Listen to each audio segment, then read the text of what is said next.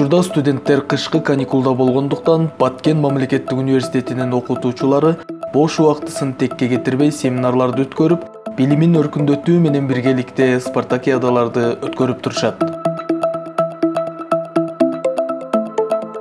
Бүгүн иш-чарага карата Баткен мамлекеттик университетинин Кызылкая гуманитардык педагогикалык институтунда азыркы күндө январь айында студенттер жем алыш болгондуктан биз студенттердин кеткендигинен мугалимдерди түшкө чейин окуусулдук семинарлар болуп атат. Түштөн кийин окутуучулардын арасында спартакиада жүрүп атат. Ошондо 9 вид боюнча спартакиада өткөрүп атабыз.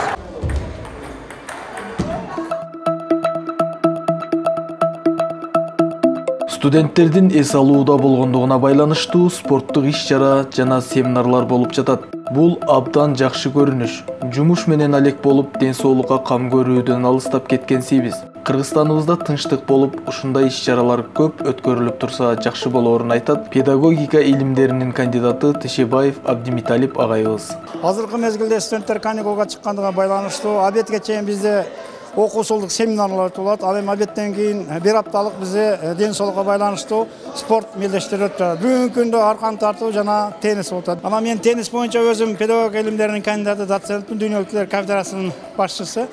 Теннисти мен ушу кичинекейимден ойноп кызыгып жүргөнбүз, бирок баягы мынау иш-чара аркылуу гана кармап неме кылат, болбосо кагаз ичинде макала жазам деп жүрөбүз. Мен дагы бир жолу айтарым, Кыргызстанга элине тынчтык, амандык, саясатта өтө жаңы келген парламентке ийгилик, элге тынчтык, амандык алып келишин.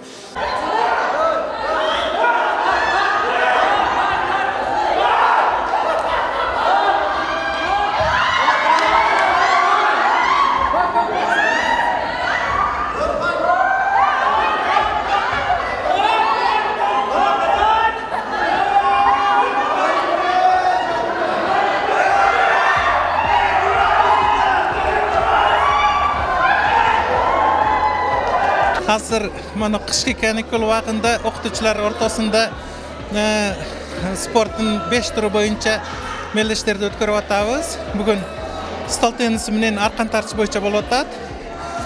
Bizda fakultet arasida hozir arqon tartish bo'yicha birinchi местani oldik. Endi xudo xolasa erten to'g'riz qo'rg'o bo'yicha dag'i bo'ladi. Shu bilan jiyintiqdaymiz.